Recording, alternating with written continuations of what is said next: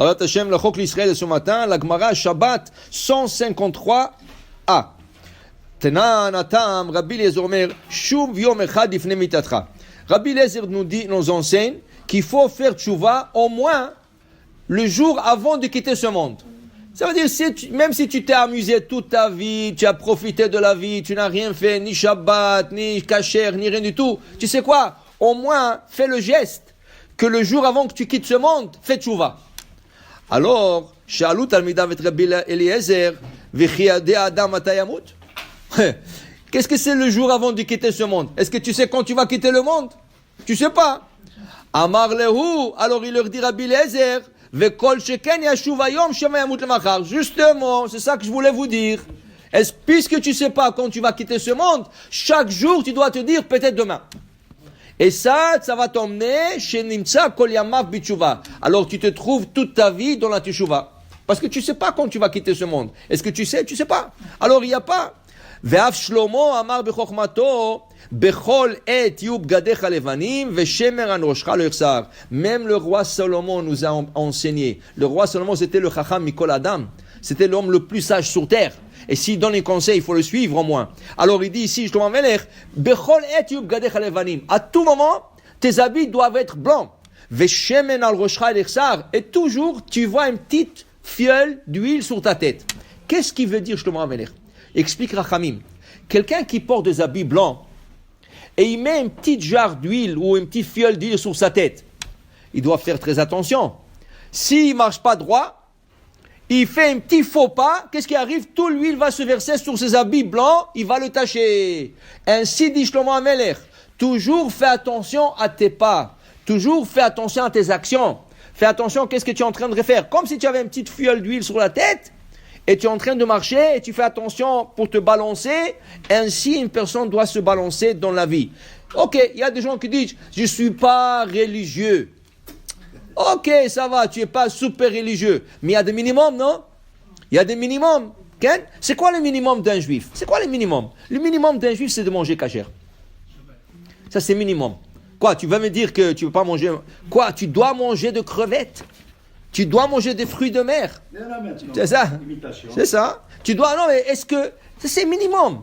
Mais tu ne peux pas dire, je ne peux pas sans ça. C'est ça. Oui, peut-être c'est plus délicieux parce qu'ils mettent toutes sortes de choses. Mais écoute, il y a un minimum. Un juif, il a un minimum. Pourquoi Hachem l'a fait? Hachem l'a fait pour ton bien. Parce que toutes ces choses-là, ils sont pleins de pourriture, pleins de choses que Hachem peut rendre la personne malade. D'abord, la première chose que le non-kosher il fait, ça affecte ta pensée. Tu penses plus kasher. Pourquoi? Parce que qu'est-ce que tu manges? Et si tu manges du non-kosher, tu commences à penser non-kosher. Alors, le Maïmonide, il a reçu une fois une lettre de quelqu'un qu'il avait des questions sur Mashiach et sur notre religion. Et il posait des questions dures. Qu'est-ce que ça veut dire dur? Ça veut dire que la personne, quand on lisait la lettre, tu voyais que la personne n'avait pas de émouna. Le Maïmonide, il lui dit, je suis capable de te répondre. Mais la seule manière je te répondrai, c'est si toi tu me réponds, est-ce que tu manges kasher? L'autre, il lui a envoyé une lettre comme quoi il ne mange pas kasher. Il lui a dit, je te répondrai jamais. Pourquoi? Il lui a dit, parce que quelqu'un qui ne mange pas kasher, il ne pense pas kasher, tu ne peux jamais le convaincre. Tu ne peux jamais le convaincre. Quelqu'un qui mange kasher est dans le mauvais chemin, je peux le convaincre. Je peux lui montrer qu'il est dans le tort. Il va accepter, il va terminer par accepter. Mais quelqu'un qui ne mange pas kasher, tu peux tout faire.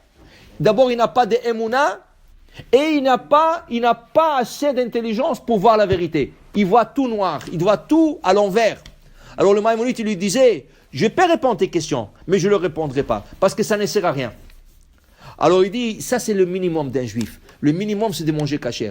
Okay? Le minimum aussi, vous savez que le minimum aussi, c'est de faire au moins un geste de garder le Shabbat. Qu'est-ce que c'est le geste? Le Rav Yosef, il dit, la moindre de gestes de garder le Shabbat, c'est faire le kiddush le vendredi soir. C'est la moindre des choses.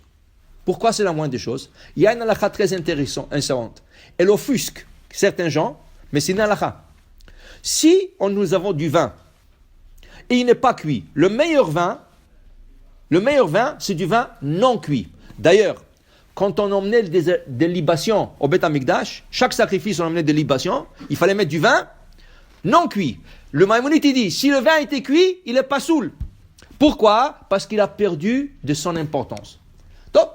Alors, s'il y a du vin non cuit, un goy, il touche ce vin, il prend la bouteille, il la bouge, et une fois qu'elle a été ouverte, il la bouge.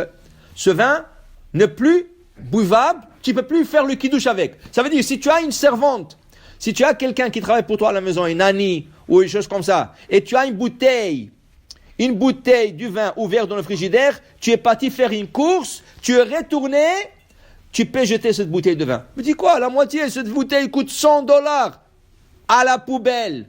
Quand tu es parti, est-ce que tu es sûr qu'elle n'a pas pris un peu de goûter ce vin? Tu es sûr qu'elle n'a pas nettoyé le frigidaire et l'a déplacé ce vin? Tu ne sais pas sûr. Tu as jeté. Oh, comment je vais faire Ibn Shel Olam? Tu sais comment il faut faire? Après que tu as ouvert la bouteille et tu as mis le bouchon, il faut mettre du papier aluminium sur le couvercle et le fermer avec de cellotape, avec de tape. Comme ça, tu vois s'il a ouvert la bouteille ou pas. Ok? Tu vas dire c'est difficile. Alors finis la bouteille. Ne laisse pas la bouteille quand tu as une femme de ménage chez toi et toi tu dois quitter la maison. Maintenant, comment? Rien, non, ça ne sert à rien. C'est un nécessaire, c'est fini, c'est à jeter. Maintenant, écoute, ça c'est la halakha pour un goy. Malheureusement, la halakha dit que quelqu'un qui est juif, qui n'est pas shomer Shabbat, s'il touche le vin, il rend le vin non mevouchal, nécessaire, comme un goy. Hasve shalom. Waouh. Où est descendu ce juif? Qu'est-ce qu'il faut faire? Dit Rav Yosef.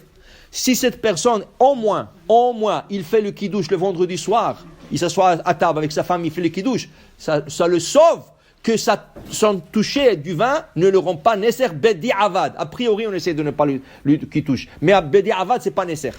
Pour te dire, ça c'est le minimum. Faire le kidouche le vendredi soir, c'est un minimum pour que tu restes sur un statut d'un juif. Que tu ne sois pas comme un statut d'un goy. Okay? Alors il y a des minimums. Il y a comme ça encore beaucoup. Mais chaque chose, il faut faire au moins le minimum. Mais il ne faut jamais se compter que du minimum. Il faut toujours chercher le maximum. Mais commence quelque part. Kasher, Shabbat, commence quelque part. Et après, tu avances petit à petit. Mais pour dire que c'est ça qui dit Rabbi Eliezer. Toujours, tu dois être dans la teshuva toute ta vie. Un jour avant ta mort. Est-ce que tu sais quand tu vas mourir? Tu ne sais pas. Alors chaque jour, tu fais teshuva petit à petit. Baruch Adonai Le'olam. Amen ve amen.